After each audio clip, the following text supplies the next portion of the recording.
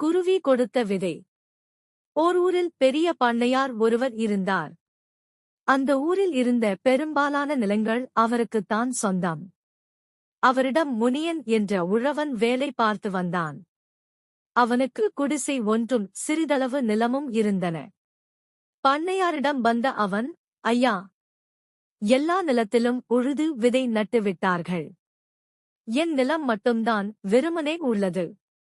நீங்கள் சிறிது தானியம் தாருங்கள். என் நிலத்திலும் விதைத்து விடுகிறேன் என்றான். என் நிலத்திலேயே உழுது பயிரிடு. சொந்தமாக பயிரிட வேண்டாம். பண்ணையாராகும் ஆசையை விட்டுவிடு. கூலியாளாகவே இரு. அரை வயிற்று கஞ்சியாவது கிடைக்கும் என்று கோபத்துடன் சொன்னார் அவர். சோகத்துடன் வீடு திரும்பினான் அவன். தன் மனைவியிடம், நாம் வளம் பெறுவது பண்ணையாருக்கு பிடிக்கவில்லை. தானியம் தர மறுத்துவிட்டார். நீயும் நம் குழந்தைகளும் எப்போதும் போல பட்டினி கிடக்க வேண்டியதுதான். இதுதான் நம் தலைவிதி என்று வருத்தத்துடன் கூறினான். அவர்கள் குடிசையில் குருவி ஒன்று கூடு கட்டியது. இதை பார்த்த அவன் மனைவி, நம் குடிசை புயலுக்கும் மழைக்கும் எப்பொழுது விழுமோ என்று நாம் அஞ்சுகிறோம். இங்கு வந்து குருவி கூடு கட்டுகிறது பாருங்கள் என்று கணவனிடம் சொன்னாள். பாவம், வாய் பேச முடியாத உயிர் அது. நிலைமை புரிந்தவுடன் அதுவே இங்கிருந்து போய்விடும். நாம் அதற்கு தொல்லை செய்ய வேண்டாம் என்றான் அவன். கூட்டில் அந்த குருவி 4 முட்டைகள் இட்டது. 4ம் குஞ்சுகளாயின. திடீரென்று அந்த குருவி கூட்டுக்குள் ஒரு பாம்பு நுழைந்தது. குருவி குஞ்சுகளை பிடித்து சாப்பிடத் தொடங்கியது. அவை அலறின. அங்கு வந்த உழவன் பாம்பை அடித்துக் கொன்றான். அதற்குள் அது 3 குஞ்சுகளை தின்று விட்டது. தரையில் விழுந்த ஒரு குஞ்சு மட்டும் உயிரோடு இருந்தது. அதை அன்போடு எடுத்தான் அவன். அதன் கால் உடைந்திருப்பதைக் கண்டு அதற்கு கட்டு போட்டான். அதை மீண்டும் கூட்டில் வைத்தான். வேளா வேளைக்கு உணவு தந்தான். சில நாட்களில் அந்த குருவியின் கால்கள் சரியாயின. அங்கிருந்து அது பறந்து சென்றது. உழவனும் குடும்பத்தினரும் வறுமையில் வாடினார்கள். இப்படியே அரை வயிறு சாப்பிட்டு எவ்வளவு காலம் வாழ்வது? நமக்கு விடிவே கிடையாதா என்றாள் மனைவி. அப்பொழுது அவர்கள் வீட்டுக் கதவை யாரோ தட்டும் ஓசை கேட்டது. கதவை திறந்தான் அவன். அவன் வளர்த்த குருவி வெளியே இருந்தது. அதன் வாயில் ஒரு விதை இருந்தது. அதை அவன் கையில் வைத்தது. இதை உன் வீட்டுத் தோட்டத்தில் நடு. சிறிது நேரத்தில் வருகிறேன் என்று சொல்லிவிட்டு பறந்தது அது. மீண்டும் வந்தது அது. இன்னொரு விதையை தந்தது. இதை உன் வீட்டின் முன்புறத்தில் நடு என்று சொல்லிவிட்டு பறந்தது. 3ஆம் முறையாக வந்த அது இன்னொரு விதையை தந்தது. இதை சன்னல் ஓரம் நடு. என் மீது காட்டிய அன்பிற்கு நன்றி என்று சொல்லிவிட்டு பறந்தது. குருவி சொன்னபடியே 3 விதைகளையும் நட்டான் அவன். மறுநாள் காலையில் அங்கே 3 பெரிய பூசணிக்காய்கள் காய்த்து இருந்தன. இதைப் பார்த்து வியப்பு அடைந்தான் அவன். தோட்டத்தில் இருந்த பூசணிக்காயை வீட்டிற்குள் கொண்டு வந்தான். அதை 2 துண்டாக வெட்டினான். என்ன வியப்பு! அதனுள் இருந்து விதவிதமான உணவுப் பொருள்கள் வந்தன. சுவையான அவற்றை எல்லோரும் மகிழ்ச்சியாக உண்டனர். மீண்டும் அந்த பூசணிக்காயை ஒன்று சேர்த்தனர். பழையபடி அது முழு பூசணிக்காய் ஆனது. மகிழ்ச்சி அடைந்த அவன், இது மந்திர பூசணிக்காய்.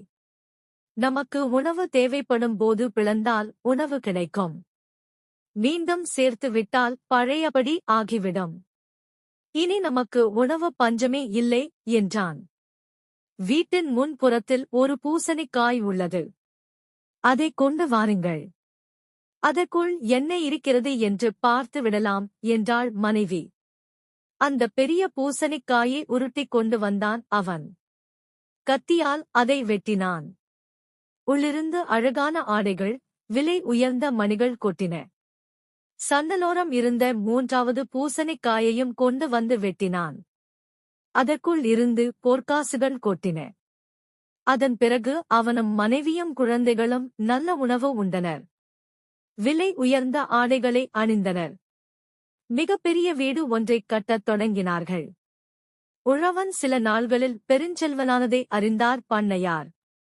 அவனிடம் வந்த அவர், "டேய் முனியா, உனக்கு எங்கிருந்து இவ்வளவு செல்வம் கிடைத்தது? உண்மையைச் சொல்" என்று கேட்டார். அவனும் நடந்ததை எல்லாம் அப்படியே சொன்னான். தன் மாளிகைக்கு வந்தார் அவர். எப்படியாவது மேலும் செல்வம் சேர்க்க வேண்டுமென்று நினைத்தார்.